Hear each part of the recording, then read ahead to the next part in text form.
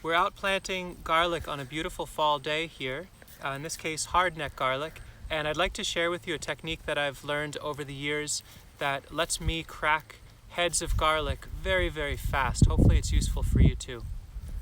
What I've come to do over the years is break apart the heads of garlic when we're actually planting. So Sasha and I went through and got this whole bed organized. We made another video which I'll link to here, which shows how we prep these beds for garlic.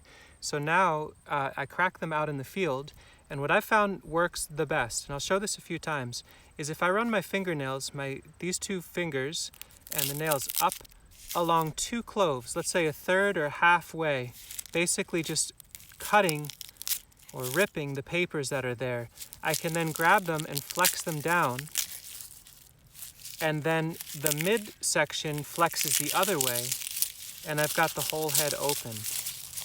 And so when we're out in the field going to plant, this is an incredibly fast and effective way to crack heads. Maybe it would be useful in the kitchen as well.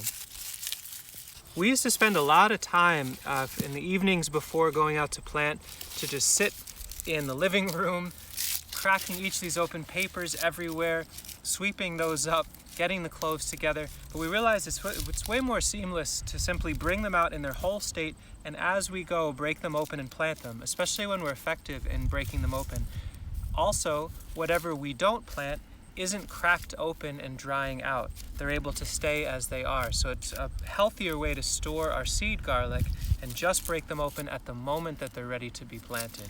I hope this is useful to you, and let us know if you've got another trick up your sleeve on how you crack garlic for planting. Thanks for watching.